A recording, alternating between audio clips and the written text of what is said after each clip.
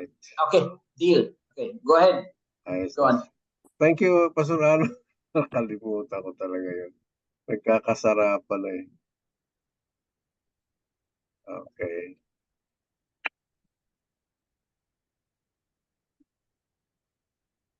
Okay, balik.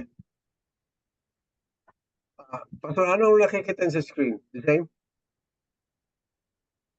Pakibasa nga. Yeah, Jesus redefines power via Okay, Dolorosa. alright. That's good. That's good. So, anyway, meron naman tayong notes. So, pwede niyo pong basahin yun. So, ibig sabihin, hindi dininay ni Lord yung power or greatness. Kaya lamang ni-redefine niya or redirected it. So to do that, gumamit ang Panginoon ng metaphors para i-communicate na ang glory or power is not to be separated from suffering and death. May glory, pero hindi po pwedeng hindi dadaan sa suffering and death. At gumamit siya yung metaphor of cup and baptism. So Jesus redefines power. Power is achieved. Power is experience, not through domination, not to control, but through suffering. Yung sinasabi nilang via dolorosa, according to the path of suffering.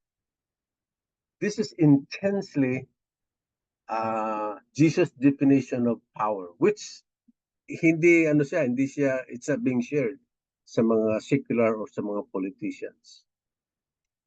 At sa kasawiang palad, nahihirapan tayong intindihin ito. O kung naintindihan man, ayaw natin itong ganitong style. Ayaw natin dumaan sa suffering eh. Gusto natin glory agad. Pero ang Panginoon ay, if power or glory is to be achieved, you have to go through the suffering and death. So gumamit siya nitong cup at baptism method.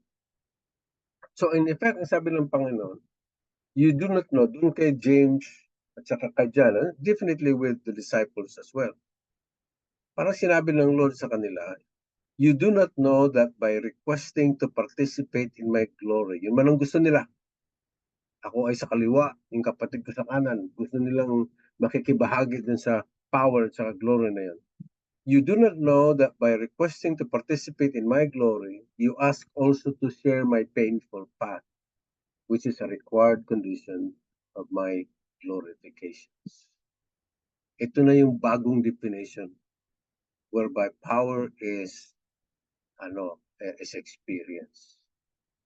Sa Panginoon, for power to be attained, greatness to be attained, for glory to be attained, you have to go through via dolorosa or yung path of suffering.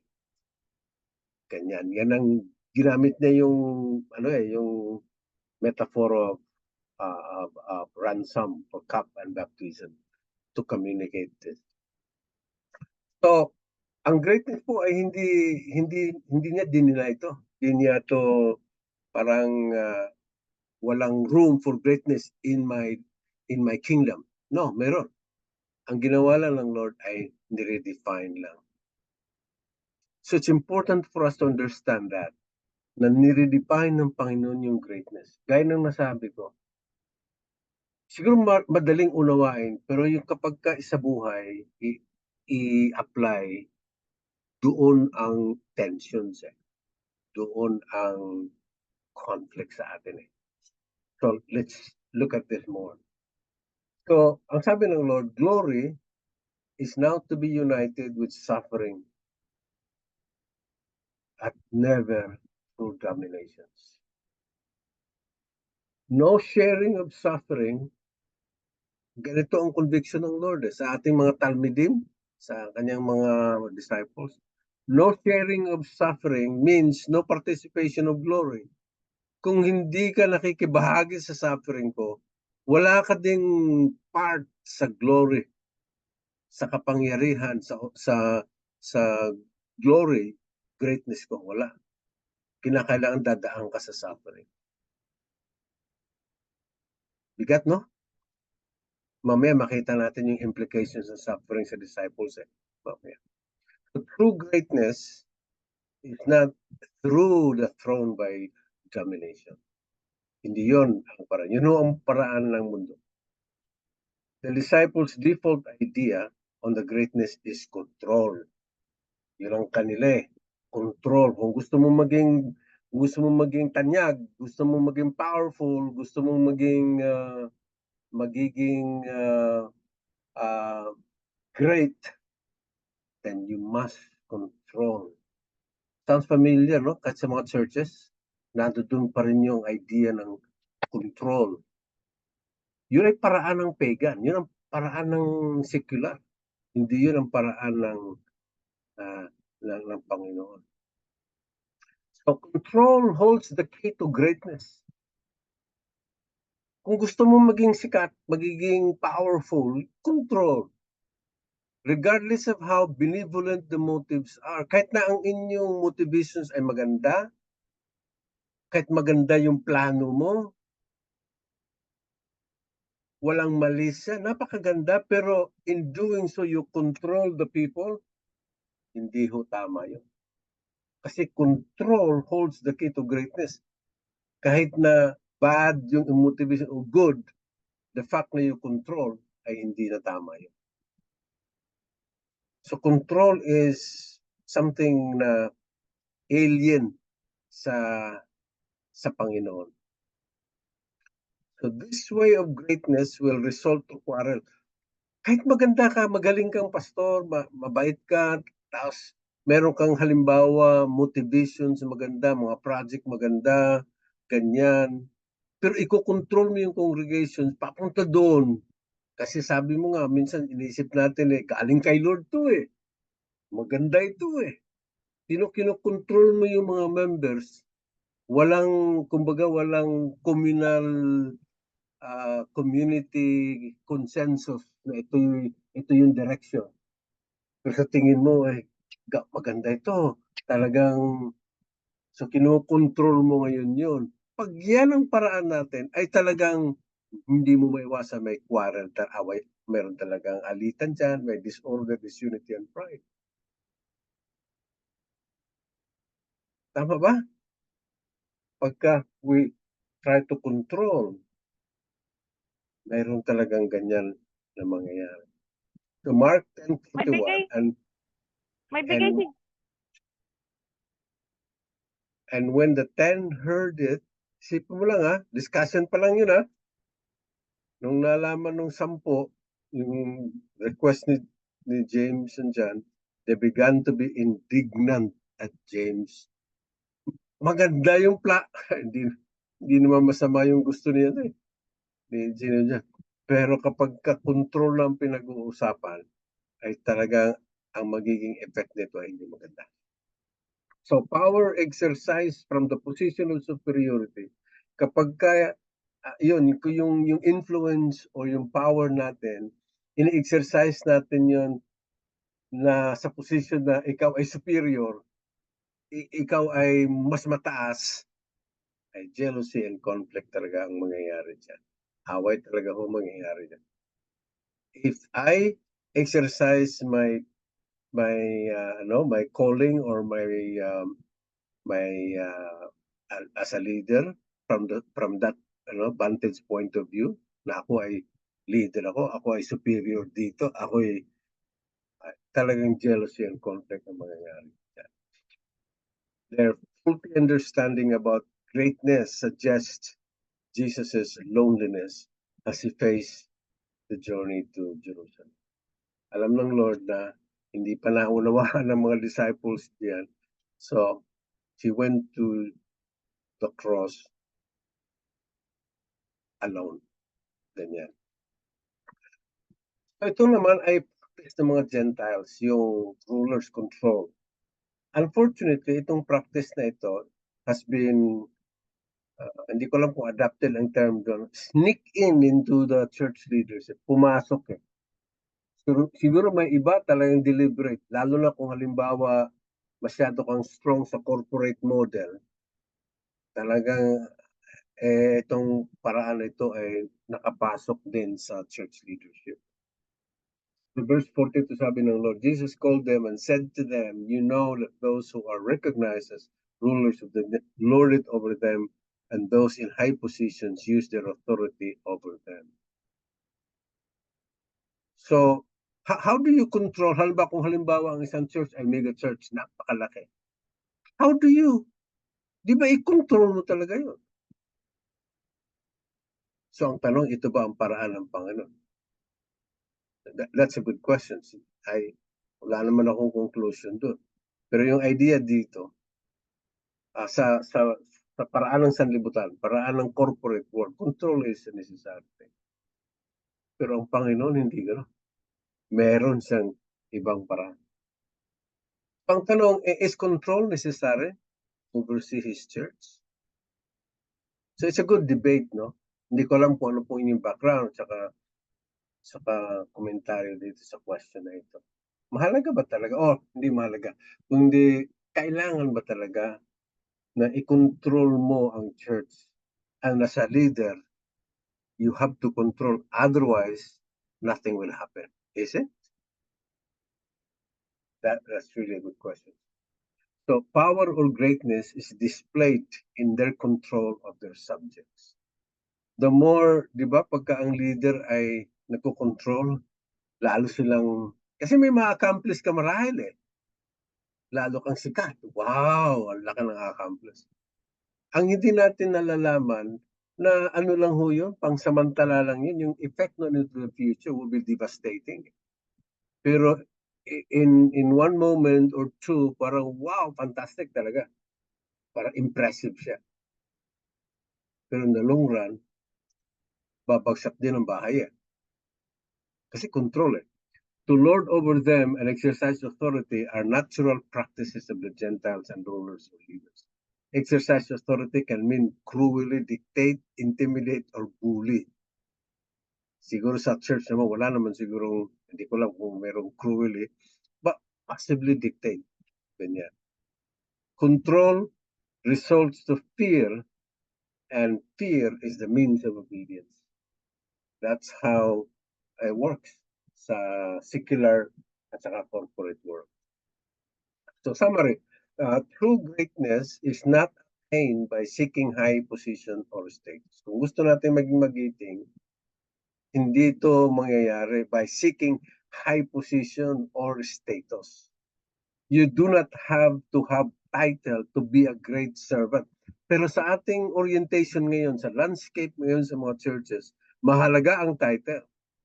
Dahil nakakabit sa title yung superiority idea.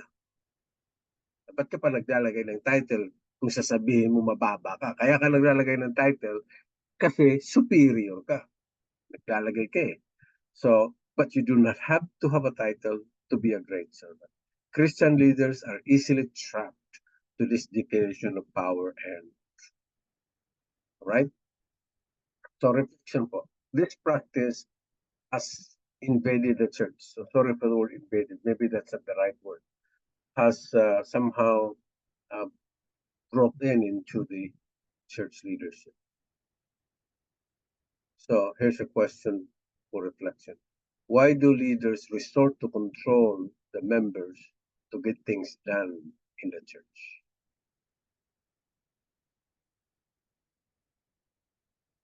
Palaisipan ano? O kaya reflection. Gandang discussion. Greatness by domination or control, yan po ang practice at kultura ng mundo that Jesus vehemently denied. Talagang dininay ng Panginoon. Here are some questions to think. Do you find this approach of greatness or influence being exercised in our church, in our local churches today? May alam ba kayo, may kilala ba kayong ganito ang kanilang approach sa greatness or sa influence? And how do they manifest among church leaders? So yun po ay questions. In your mag, share new insights to learn and pray for changes to happen in our church, if any. All right, so let's go to Let's go to part 2. So, curious lang ho ako. Meron ako mga 5 or 10 minutes. Baka kako meron po kayong i-comment, may feedback kayo. Let's have mga 5 minutes. Imbis na break, pwede bang wala na tayong break? Imbis na break siguro. Baka kako meron po kayong gustong itanong o kaya meron kayong gustong i-feedback dito sa topic na ito. Sige. Mga kapatid, pwede po kayo mag-turn on ng mic, but kung mayroon kayong, lalo na sa mga struktura sa mga churches today, kung mayroon kayong mga nakita doon sa reflection questions, habang naghahanda si Pastor Johnny sa next na presentation, pwede po kayong magtanong. So wala muna tayong break. Tayo ay may pwedeng open questions and discussions kung mayroon po kayo. Yeah, so feel free kung mayroon.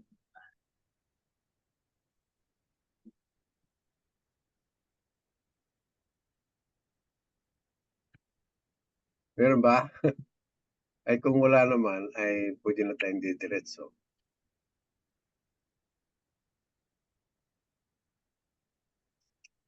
Tahimik ka.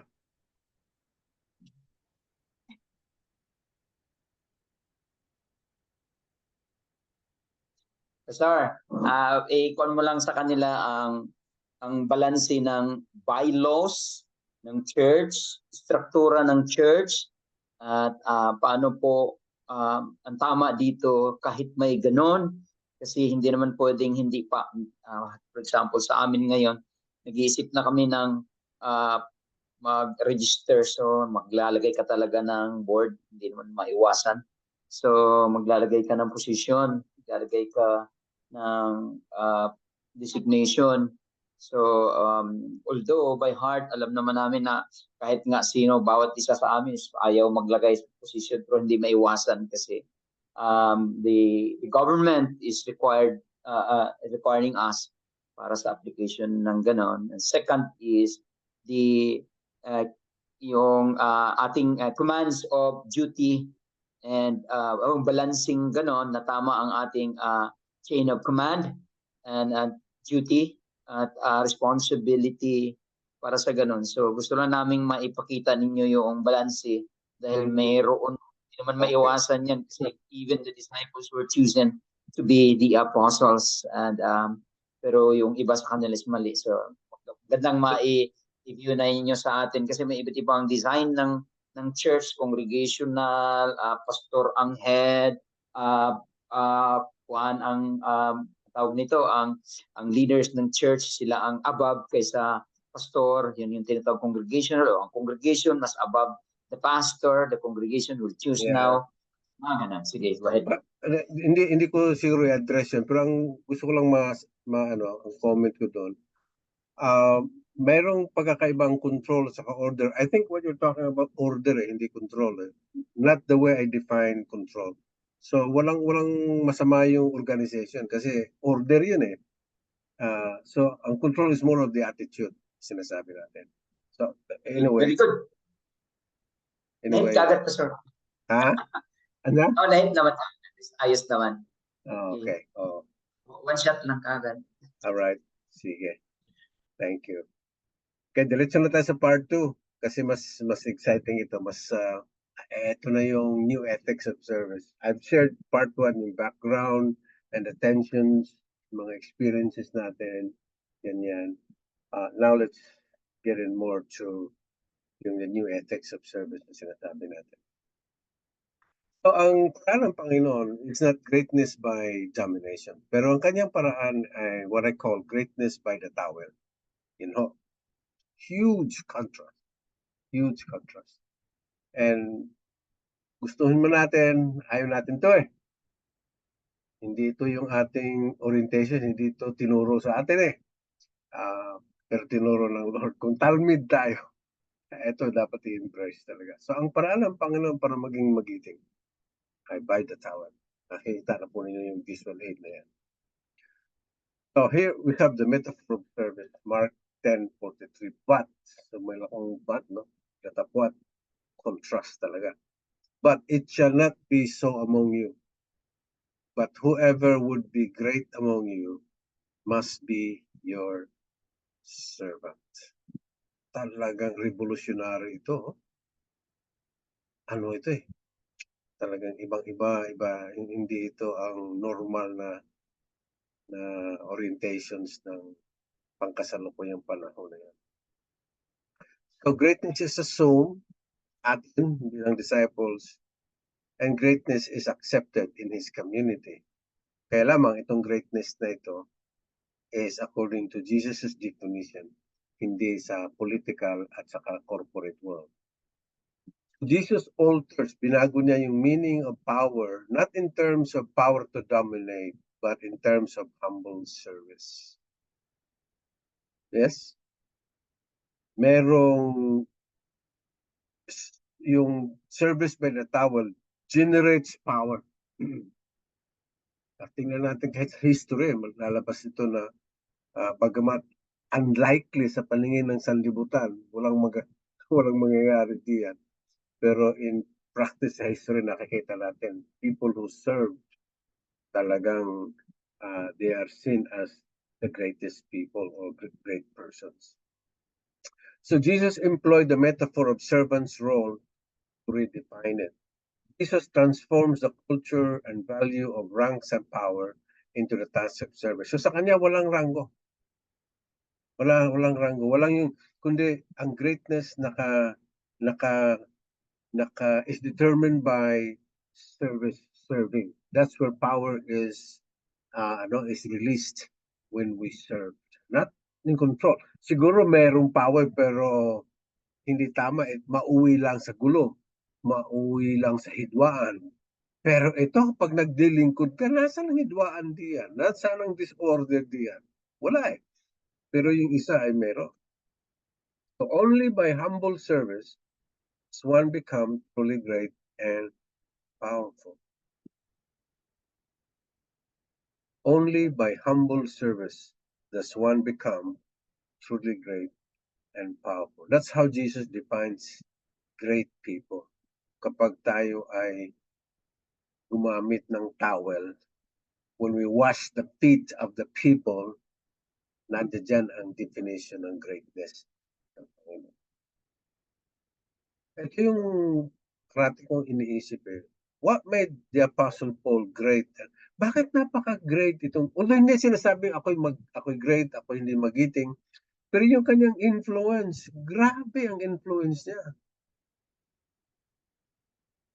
Grabe ang na-accomplish niya.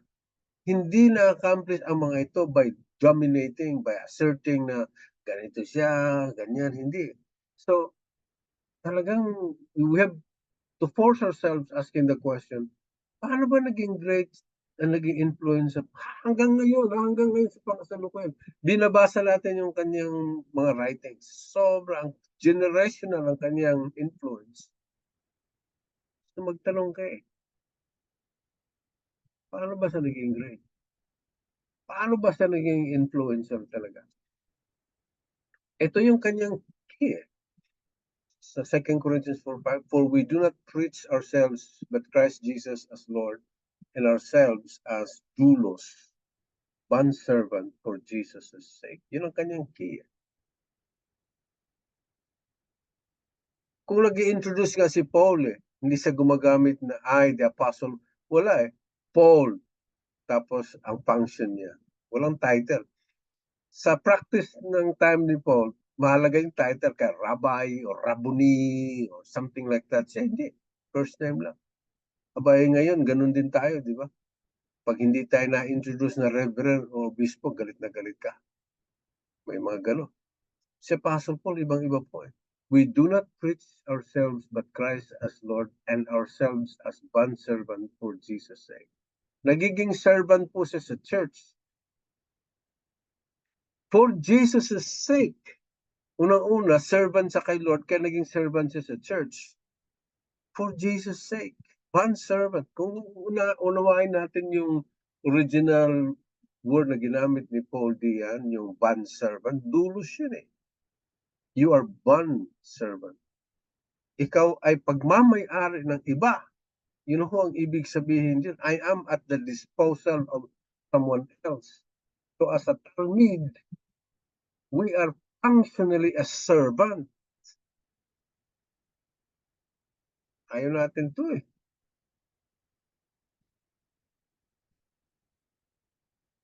So the apostle, yung identity ni apostle, kanyang sinasabi, doulos. Meron akong kunting explanation dito kung ano ibig sabihin ng doulos. It indicates one who sells himself into slavery to another and at the disposal of the one who buys it. Grabe, no? Yun ho ang original intent ng word doulos. Na ginamit ni Paul doon sa kanyang reference when he said na he was a servant. Hindi siya yung alila. Hindi po alila. Kundi walang equivalent din sa Tagalog eh. Slave eh. Yeah, as originally intended sa original slave, parang ibininta mo yung sarili mo someone at ngayon wala ka ng quote-unquote rights. Your rights have been swallowed up by the one who bought you. Yun ang ibig sabihin. A servant freely surrenders his right. Napakabigat nito mga kapatid. Ganyan ho tayo. We are Talmid. We are servant. We are doulos. We freely surrender our right. Wow. You are God's servant. What makes a great congregation? Balikan natin. Ang isa si Paul na meron tong idea. So, what makes a great? Gusto natin yung ating church, di ba? Magiging great. Ano ho ang marka ng isang magiting na church? Galatians 5:13. For you were called to freedom, brethren. Only do not turn your freedom into an opportunity for the flesh, but through love, what? Serve one another. You got that, no? Serve one another. Hindi lang ho ang mga pastor, ang leaders ang nagsiserve. Pati ho ang mga members. Lahat ho ng members, walang exceptions, serving one another. That is the mark of a great congregation. Pero sa present pictures ngayon sa churches, only few are serving. Pero when everyone is serving, wow, powerful yun. Mabigat ito. Our calling as his Talmidim is to be servants to one another. Sana mag-sink in ito sa atin lahat. Ako parati kong in-evaluate. Ako by lingkod. Mark 10:43, but it is not this way among you. It said, whoever wants to be great among you must be servant. Mark 10:44, and whoever would be first among you must be slave of all. Kaya ba natin? Kaya ka ba? Sabihin ko, I am slave. I mean, hindi lang in words, but in actions. Kaya ko ba na I will be treated as a slave? Minsan kasi, di ba, kapag magsasalita ang mga pastor sa pulpito, pagka ini-introduce pala pag magsalita, di ba sabi, gusto ko pong ipakilala sa inyo ang magiting na lingkod or servant of the Lord. Ganyan. Nako, ang sarap pakinggan yung salitang servant of the Lord. Talagang tumataginting eh. Ang sarap eh. Pero in practice, naintindihan ba natin yung ibig sabihin ito? Kaya naman. So greatness by humble service is also visualized sa ransom metaphor. Gumamit si Lord ng metaphor. Yun ang ransom metaphor. Mark 10:45, for even the Son of Man came not to be served, but to serve and to give his life as a ransom for many. So gumamit si Lord ng ransom metaphor para i-visualize yung humble service. The metaphor of a ransom found in 45 ay yung tinatawag a life laid down. Ibinigay mo yung buhay mo sa iba, like the Lamb of God. A life laid down. Yun ho ang ibig sabihin ng ransom. So the metaphor of a ransom, yung pong phrase na the Son of Man came, yun po ay tumutukoy sa mission ng Messiah. The Son of Man came, and that would define now the meaning of his mission. the Son of Man came. Crucified Messiah, yun po ang ibig sabihin ng a life laid down. Is to lay down his life as a king, as a Messiah. He laid down his life for us. So Mark 10:33 saying, see, we are going up to Jerusalem, and the Son of Man will be delivered over to the chief priests and the scribes, and they will condemn him to death and deliver him over to the Gentiles. Mark 10:34, and they will mock him and spit on him and flog him and kill him, and after 3 days he will rise. Laid down, all of this delivered over, will condemn, deliver, kill him. Ito po yung tinatawag na life laid down for others. Yan po ang ransom metaphor na ginagamit. Madalit salita, highest form of service, the highest form of service is to give his life as a ransom, as a payment. Yun po ang highest, pinakamataas na paglingkod. When you lay down your life. Not just the act of service, but the highest form of service is when you give your life for others. Yun ang ginawa sa atin ng Panginoon. The highest form of service. It is self-giving love. Yun po ang self-give. So the ransom metaphor sums up the purpose for which Jesus gave his life. Ano po yun? The Son of Man takes the place of guilty sinners, and in his death, he paid the price that sets the guilty sinner. That is the highest form of service na ginawa ng Panginoon. So it was my sin that nailed him there. And those who receive redemption, ang implications diyan ay ganito. Tayo na tumanggap ng redemption, kaligtasan, dahil sa kanyang great sacrifice, dahil sa kanyang life laid down, is also called upon to pattern our lives and ministry after a life laid down. Tayo ho kasi ang recipient doon sa greatest service ng Panginoon. So yun din magiging pattern ng ating pong paglilingkod sa Kanya. In that pattern, true greatness is attained when we are willing to lay down our life for others as well. Wala nang ibang pattern ang Panginoon binibigay sa atin, kundi yung buhay niya. Tayo ang recipient. Then yun din ang magiging pattern. Jesus inaugurated the new ethics of service. Dito, inimpisahan ng Panginoon, o He started off itong bagong paraan ng paglilingkod. He laid down His life for us, and we ought to lay down our lives for others. Pattern na siya. The greatest service you can give is the same greatest service. Of course, not in the sense of redemption, but in terms of practice.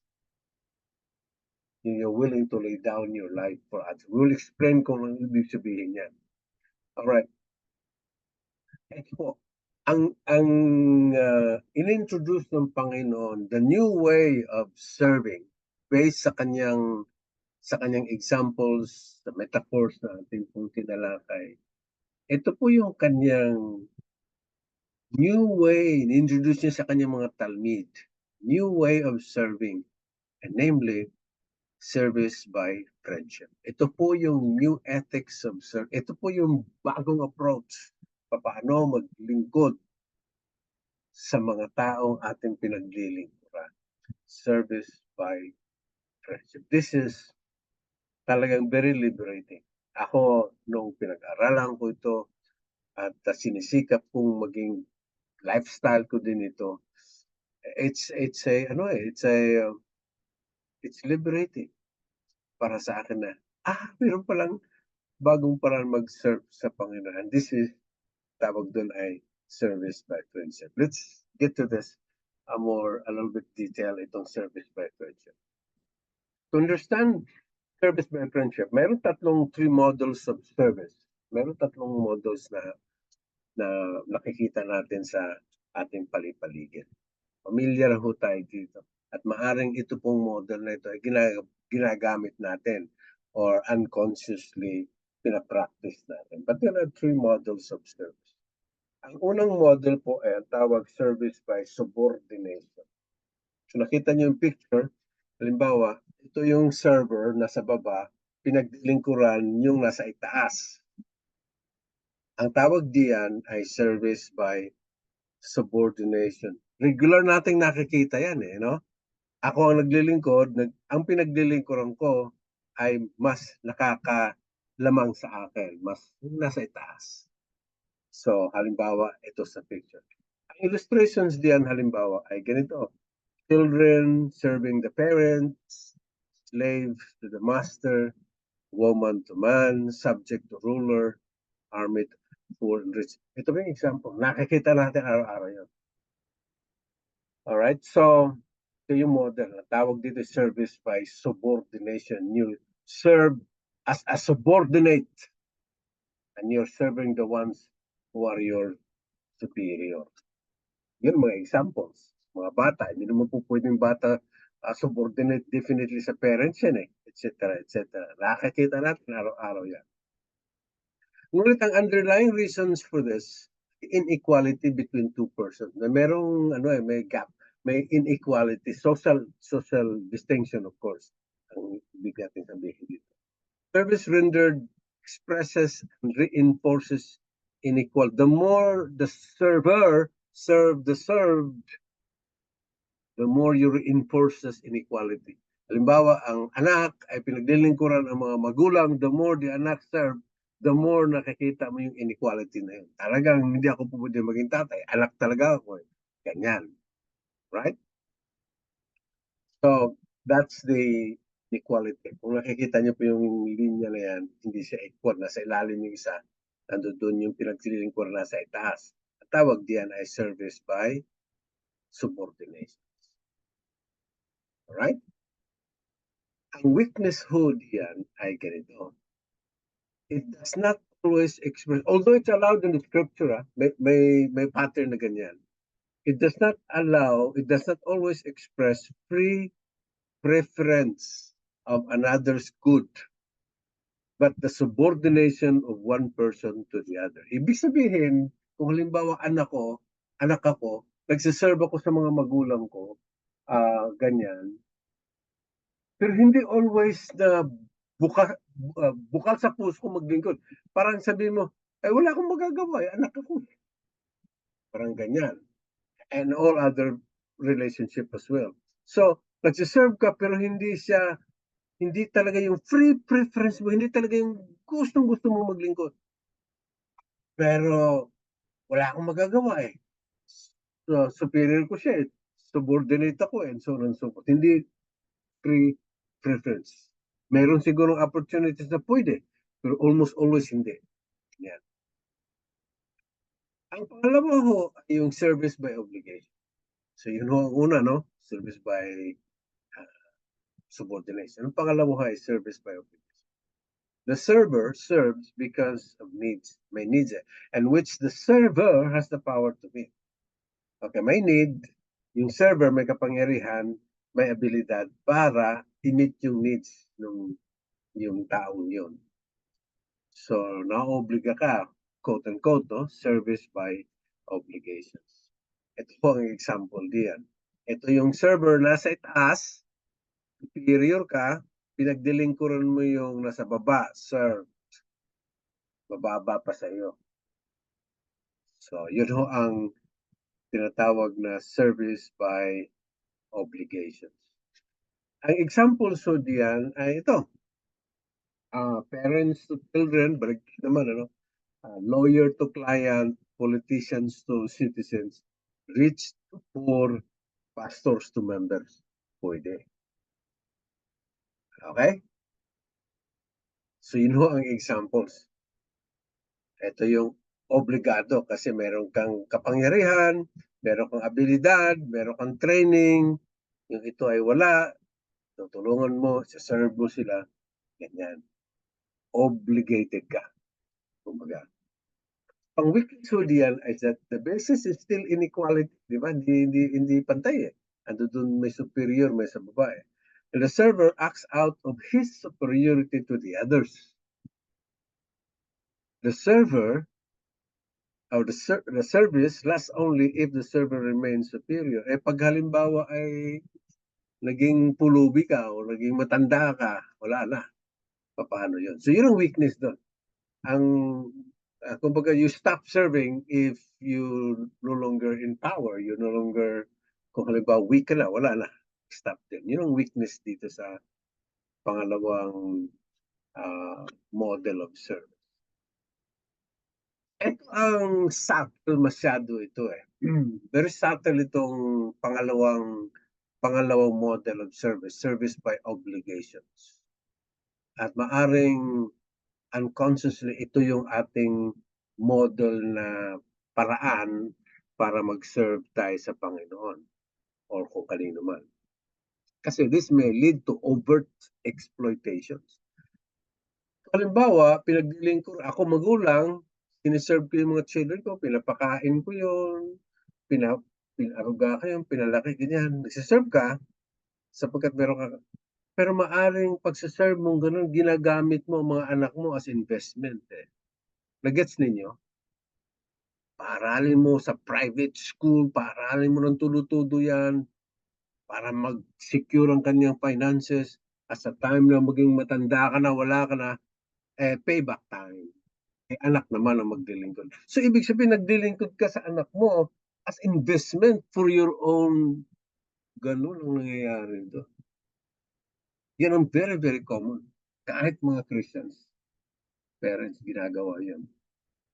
O kaya, patients, yung mga pasyente, pinagdilingkuran para sila ay maging advertisement sa mga pangalan ng doktor. O kaya mga pastors, pwede rin. Yung tinatawag ng overt ex, nagsiserve tayo bilang mga pastor sa mga members para sa ganun ebidensya na very successful pastor ka kasi ayan malaki yung congregations, ayan ganyan. Pwede rin po yun. O di na kamaya mga teachers ang mga estudyante gawing trophies. So yun ho ang weakness dito sa model na ito. It will lead to overt exploitation. Ginagamit mo lang. Naglingkod ka, pero merong payback time, merong kapalit. May kapalit. Ganyan. So yun po ang pangalawang model. Una, service by obligation, service by subordination. Yung pangalawa, service by obligation. Alin po ang common na inyong ginagawa? Level of service dito. Yung isa o yung isa? So it's a good question. So instead of rendering service, dito po sa model of service na ito, instead of rendering service purely for the good of the one served, they use them for their personal interest or future investment and reputation. Ang great weakness dito sa obligation na ito. Okay, ulitin ko po. Instead of rendering service purely for the good of the one served, they use them for their personal interest or future investment and reputation. Culturally acceptable yun eh. Lalo na sa ating mga parents, paaral. Siyempre, pag tayo naman ay wala na, obligado ang mga bata naman na. Kaya nga pagkahalimbawa ay hindi tumutulong ang mga anak natin, pagka tayo ay matanda na, retired na tayo, talaga namang namumuhi tayo sa mga anak natin. Ingrato kayo, yun mga term ginagamit eh. Ibig sabihin, nung naglingkod ka o pinaglingkuran natin ng mga anak natin, it was through service by obligations. Yun po ang weakness niya. Ito po yung pangatlo. Ito yung ini-introduce ng Panginoon sa atin. Sana ay makapture natin ang kahulugan nito. So, service by friendship. Tingnan niyo po yung picture. Service by friendship is serving na mayroong equality between the served and the server. Walang mas mataas, walang mas mababa. kung hindi mayroong tinatawag na relative equality. Yun ho ang service by friendship. Yun po ang in-introduce, inaugurate ng Panginoon. So, friendship, by definition, by definition is a relationship where service is based on equal. Yun po ang definition ng friendship. Magkaibigan kayo at ang relationship na yan kapag mayroon pong ministry or service is based on equality. Pagka hindi po based on equality, hindi yan service by friendship. Obligation yan, o di naman kaya, ano yung isa, subordination yun. Equal. Yun ho ang essential definition ng friendship or friendship relationship. So in genuine friendship, although very, very real yun, but in genuine friendship, ito po ha, the highest good of the other is the main motivation. The highest good of the other is the main motivations. Equality is shown in the motive of service in social status. Balikan natin, the highest good of the other is the main motivations. Ibig sabihin, sa service of friendship, wala kahit kutiting na personal interest sa akin. Wala kahit isang kutiting. Nagdilingkod ako bilang kaibigan para sa kanyang kabutihan. Zero sa akin. So when I serve him or her, my highest motive is for his or her highest good. Period. Wala akong iniisip sa akin sarili. So equality is shown in the motive, nasa motive which is the motive is para sa kabutihan mo. Susuklian mo man ako hindi. It doesn't hurt me. It doesn't touch me. Bakit? Sapagkat ang motive ko sa paglilingkod sa'yo ay kaibigan. At ang kaibigan ay naglilingkod purely for his or her highest good. Wow! Yan ho ang service by friendship. Ang impact po ng service na ito, with friendship, ang impact kapag ganyan po ang motive natin sa paglilingkod sa one another, sa ating paglilingkod. Pagka ito po i-adapt natin, yung new ethics of service na ito, sino mo yung impact? Ang impact nito is, hindi po mauwi ng utang na loob. Walang utang na loob. No debt of gratitude. Naglilingkod ako sa iyo. Wala akong aasahan na meron kang ibibigay sa akin. Pag may ibigay, salamat. Pero kung wala, it won't hurt me. It won't disturb me. Bakit? Sapagkat sa akin paglilingkod sa iyo, para sa iyo does not demand for payback. Does not lead to exploitation or gamitan. Pero it encourages reciprocity. Reciprocity lang. Pagka ikaw magpapasalamat sa purihin ng Panginoon. Pero kung wala akong matanggap sa in exchange of what I have done to you, hindi kita sisigawan. Wala kang utang na loob, pare ko. And yet, narinig natin yun sa mga members, mga friends natin, di ba? Pag nakatulong tayo, tapos during the time of your need, hindi man lang ikaw pinapansin. Ayun, nandoon. Lumalabas. Kaya pala ganyan dahil ang model na ginagamit ko sa pagsaserve ay hindi service by friendship o hindi siguro obligation o di naman kaya yung isa. Yun ang impact. Service. Reciprocity or katumbasan refers to the exchange of, in reciprocity by definition, refers to the exchange of gifts, help, or favors between friends. It embodies the concept of mutual support. It conveys the concept of mutual exchange or interaction. Yung reciprocity. Pero kung hindi, okay lang.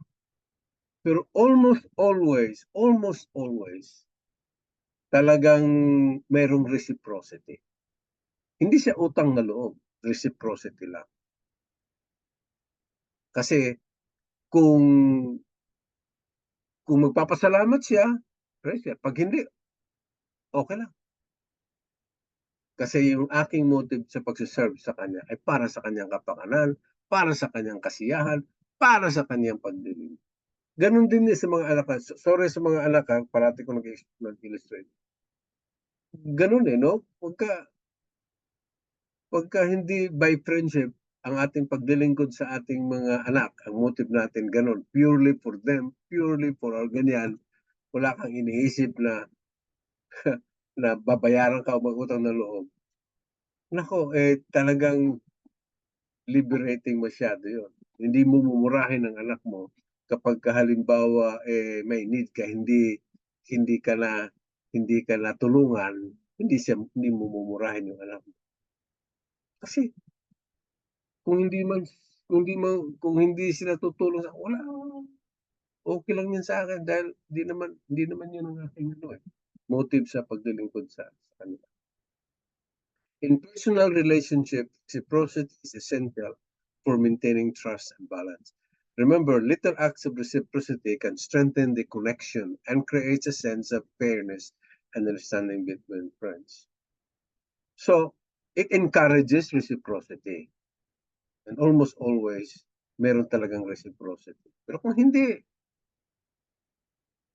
ko i-chismis at siraan ko yung taong yun. So, reciprocity is not the same as obligation. Parang pasalamat lang yan. So how did Jesus abolish the inequality? Kasi ang concept po ang issue yung inequality. Paano inabolish ni Lord yung inequality? Para He can serve His disciples as friends. Obviously, merong natural inequality, di ba? Messiah siya, mga disciples, hindi, meron talagang inequality na pakalinaw. Ang ginawa ng inabolish yung inequality na yan. Paano kaya ginawa niya? So he deliberately reverses the social position and roles. In business siya ay master, ni-reverse na yung roles Nagiging servant siya. Ganon. Jesus overcame by love the inequality that existed by nature between himself and his disciples. Kaya ang tawag niya, he called them my friends. And he stooped down and washed the feet of the disciples. Role ng Role ng servant yun Hindi role ng master yun. And he assumed that role. That's how he abolished the inequality. Ang tanong doon, bakit itinanggihan ni Peter yung ginawa ng Panginoon na hugasan yung kanyang paa? May malalim na reasons din Peter realizes that by abolishing the inequality between Jesus and them, ano nangyari? He destroyed in principle all structures of domination. Remember, ang kanilang mindset is domination talaga. Ito, Jesus became a servant. Talagang ayaw niya. Jesus inaugurated between them the relationship of friendship. For the first time, nagiging friend ang Panginoon natin. How did he do that? He reverses the role. Siya ang naglingkod.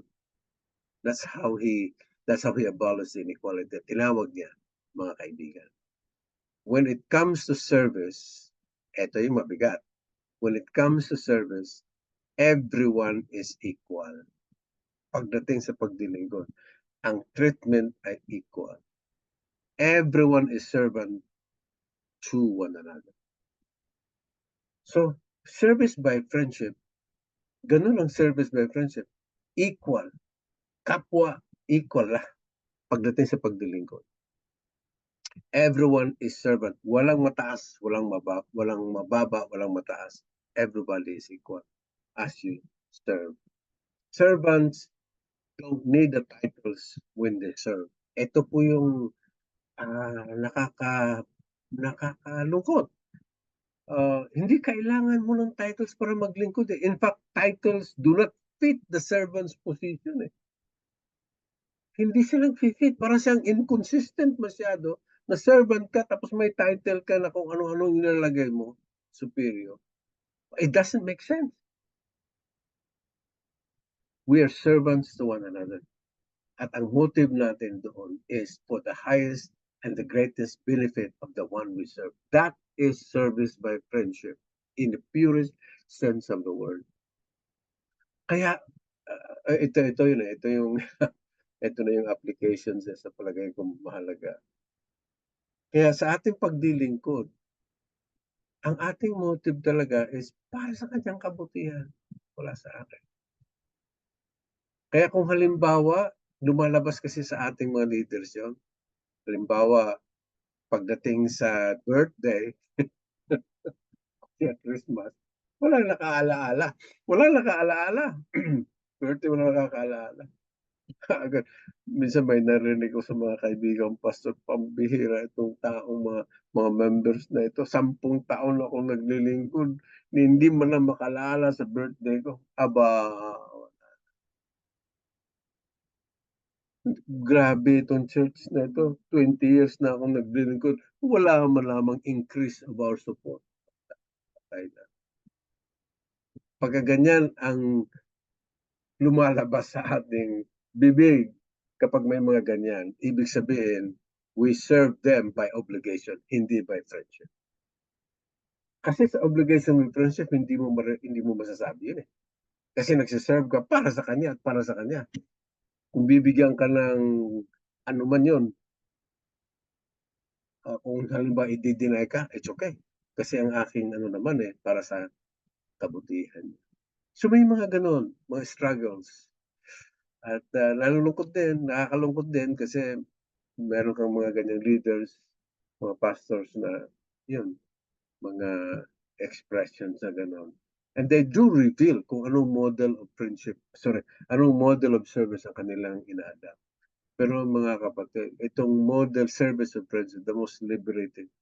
Talagang you avoid being angry, you avoid being self-pity, you avoid kung ano-ano. Na-avoid yun eh.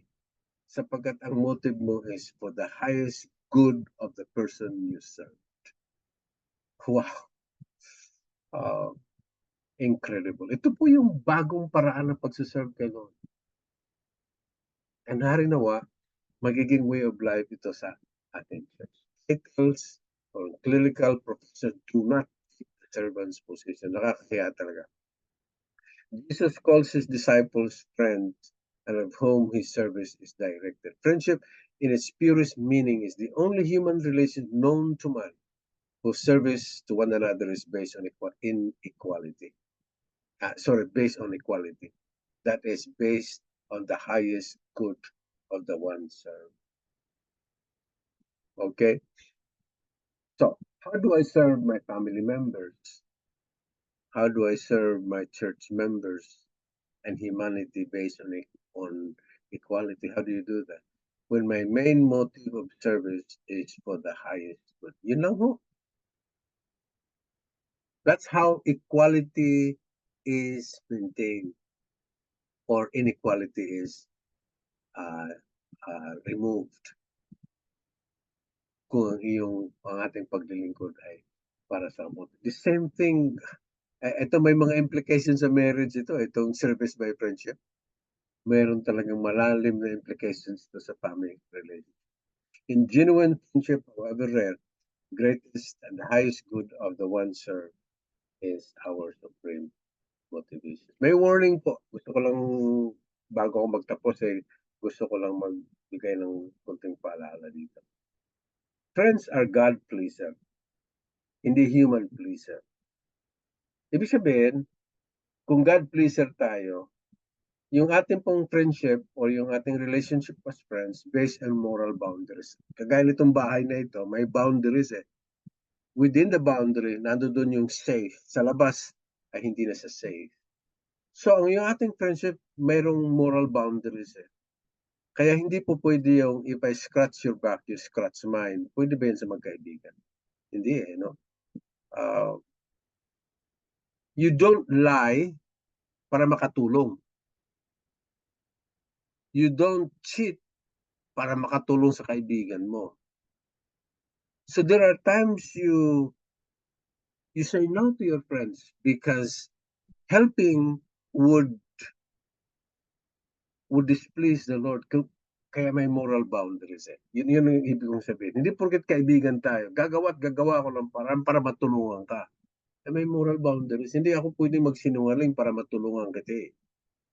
Hindi. meron siyang moral boundaries.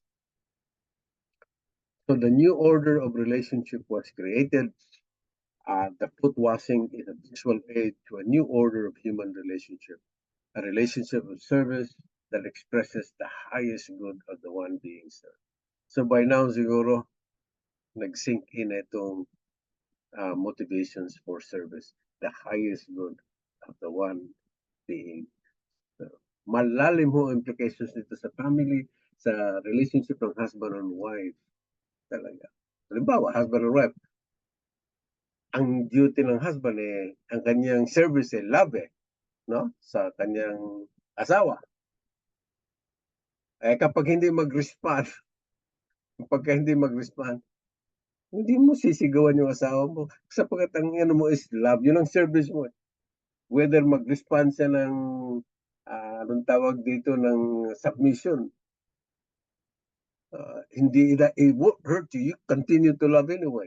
Sapagkat yun ang calling mo to serve for the highest good of your wife. Ganun din sa wife. Kaya malalim, sobrang lalim ang implications nito sa lahat ng relationship. Implications of church leaders. We are called to pattern to this new ethics of service. Hindi na nagbibigay si Lord na ibang pattern ito lang ang kanyang pattern kung paano maglingkod sa kanyang mga anak at saka sa kanya. And this new philosophy of service is the only to greatness, is the only way to greatness in the kingdom of God.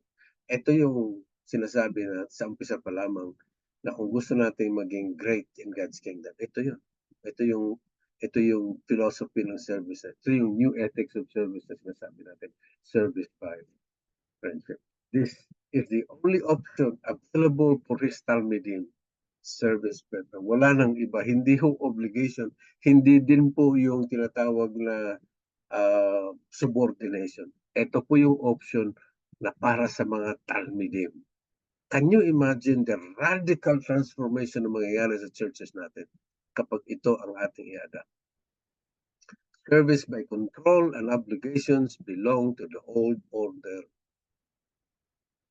Ano na yun? Pag pinalitan na ng Panginoon, we are talmidim.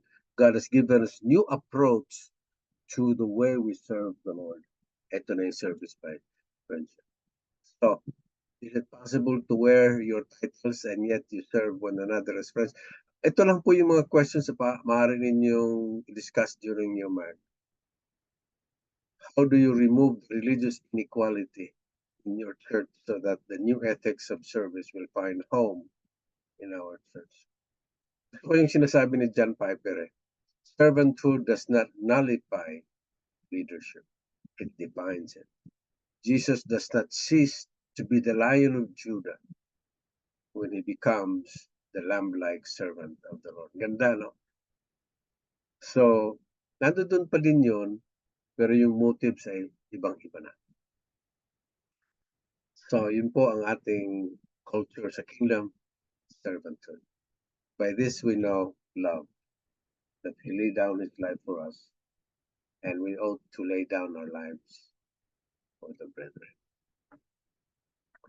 Okay, so yun po ang bagong approach sa paglilingkod sa Panginoon, service by friendship. Excited ho kayo? Ako na-excite ako on the possibility of paano ma-apply yan sa inyo pong church, sa ating pong church diyan. Iba talaga. Okay, so sana itong topic na ito, pagpipistahan po ninyo sa inyo pong mark. Okay, tapos na po ako.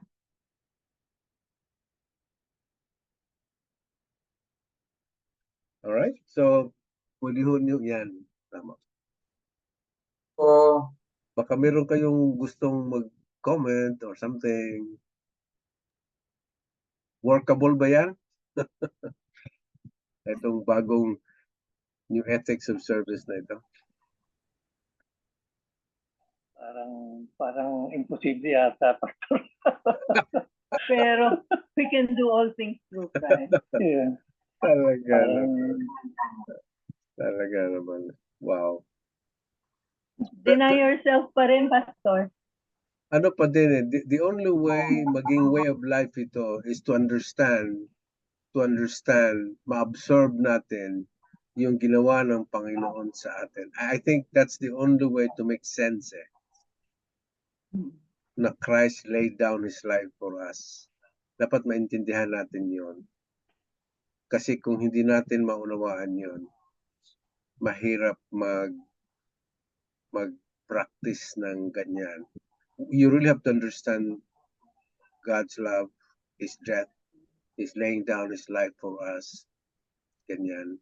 Kasi kung hindi yun meaningful sa atin, mauwi din tayo ng service by obligations o kaya yung isa. Yun lang, that's the only way magkaroon ako ng ma-practice ko yan eh. Yeah. Kaya nga new eh, di ba? Talmud eh. Kaya Talmud eh. Self is renounced. This is God's will and it is your pleasure to do His will. Alam niyo, konektado talaga siya dun sa module 1. Hindi kayo, Pastor, dumating doon sa punto na maabuso naman. Halimbawa, ay, yun ho ang yun po ang parati kong naririnig. Baka sa paglingkod ko ay abuso. Ganun din naman ang ginawa, ganun din naman ang experience ni Lord, di ba? Kabutuan niya, inabuso siya ni si Judas eh. So, that doesn't, meron talaga hong risk eh, to serve as friends. Maaari kang abusuin. But that's not your concern. Hindi mo concern yun eh. Concern yun sa tao. Bahala ang Lord sa kanya. Ang concern mo is you practice service by friendship. Whether abusuin ka o hindi, it doesn't matter. Si Lord nga, di ba? Grabe. Si Judas. Yeah, Mabigat. So, let's not be fearful. We cannot be higher than our master. Yeah. We cannot. Yeah, that's right. We cannot. So, basta dolos po ay talagang talaga yan. By culture, ang dolos ay inaabuso talaga. Wala namang dolos na hindi inaabuso. You see the history. You see. Pastor, naranasan mo na yan, ha? Ate Bing. By the way, mga kapatid, ito po ang ginawa namin. Maganda ito kay Derlyn, kay Judy, at kay Jam. Kasi ito yung ginawa naming model sa aming marriage. Yung service na yun. Naririnig din natin, Bing at Kuya Merian, yung pinabanggit ko sa kanila dahil of course galing din yan kay Pastor Jan eh. Mula yung kami ay nag-asawa. Ito pong service ko sa aking wife ay talagang diyan po nang gagaling. Kaya talagang paglilingkod ko sa aking asawa, doon ko una pinractice mga kapatid. So I think simulan natin yan sa pamilya. Mahirap-hirap. Tama. No? Dapat ma-practice. Kasi kung service by friendship, no place for separation or divorce sa family. Talagang wala. In a way, ang lalim ng implications diyan, like family, church members, leadership. Let's pray na magiging way of life yun sa atin at sa iba. Let's promote this kasi this is kingdom. Ito yung nagpapabago ng kultura.